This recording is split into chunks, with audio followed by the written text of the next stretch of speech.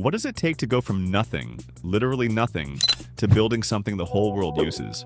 This is the revenge story of John Koum, the willpower star who turned a life of struggle into WhatsApp, a $19 billion empire. From food stamps to billion-dollar deals, this isn't just a rags-to-riches tale. It's a masterclass in grit, defiance, and proving the doubters wrong. Buckle up, this one's wild. Jan Koum's story starts in 1976 in Kyiv, Ukraine. Picture this.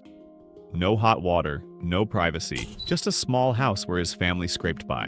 His dad managed construction sites, his mom stayed home, and John grew up in a world where phone calls were tapped, and freedom was a dream. At 16, everything changed.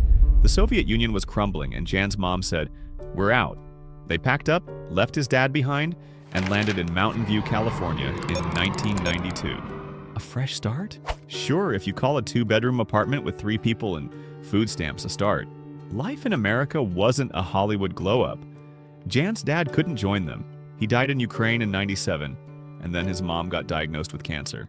To help pay the bills, John, still a teenager, grabbed a broom and started sweeping floors at a grocery store. Imagine that. You're new to a country, barely speak the language, and you're scrubbing aisles while your mom's fighting for her life. Most people would have folded. John? He was just getting started. Here's where the willpower kicks in. John wasn't about to let circumstance define him. At 18, he started teaching himself to code, grabbing old computer manuals from bookstores, reading them, then returning them because he couldn't afford to keep them. Genius move, right? He enrolled at San Jose State University, balancing classes with a gig testing security systems at Ernst & Young. That's where he met Brian Acton, a guy who'd later help him change the game. But college wasn't his end game. He dropped out to join Yahoo in 1997 as an engineer. For 9 years, he grinded, soaking up everything about tech. Then, in 2007, he and Brian walked away from Yahoo, burned out. They took a year off, backpacked South America, and figured, let's try Facebook. Facebook's response?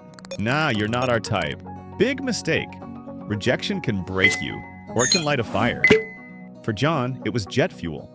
In 2009, he's sitting there with a shiny new iPhone, and it hits him. The App Store's about to explode. He remembered how hard it was to call Ukraine as a kid. Costly, complicated, and unreliable. What if he could build something simple, something private, something that'd let people connect across borders for free? He roped in Brian, and they started WhatsApp. Early days? Rough. The app crashed constantly. Barely anyone used it. And Jan was this close to throwing in the towel. But then Apple rolled out push notifications and everything flipped. WhatsApp wasn't just an app anymore, it was a movement. By 2011, WhatsApp was spreading like wildfire. Tens of millions, then hundreds of millions of users. John kept it lean. No ads, no fluff, just messaging that worked. Why? Because he grew up in a place where privacy wasn't a given. He wasn't about to let some corporation snoop on your chats.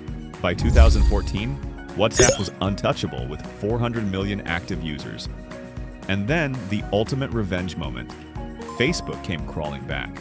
Mark Zuckerberg invited Jan to his house for dinner. Not once, but multiple times begging to buy WhatsApp. The price tag? $19 billion. John signed the deal in a welfare office he used to visit for food stamps. That's not just success, that's poetic justice. Jan joined Facebook's board, pocketed billions, and kept WhatsApp growing. But in 2018, he saw the writing on the wall. Facebook wanted to mess with WhatsApp's privacy.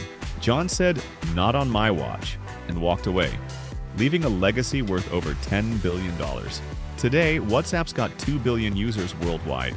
Think about that. A kid from nowhere built something bigger than most countries' populations, all because he refused to quit. So what's Jan Koum's revenge story really about? It's not the money, though $19 billion ain't bad. It's about taking every no, every slammed door, and turning it into a watch me. From a Soviet shadow to a Silicon Valley titan, he showed us that willpower beats circumstance every time. You don't need a fancy start, just a reason to keep going. Maybe you've got your own nothing moment right now. What's stopping you from making it your everything? Jan didn't wait for permission. He built it. So can you. If this story lit a spark, smash that like button. It helps more people see it. Subscribe for more tales of underdogs who flip the script, and drop a comment. What's your revenge story? What are you fighting for? Let's keep this energy alive. Thanks for watching. I'll catch you in the next one.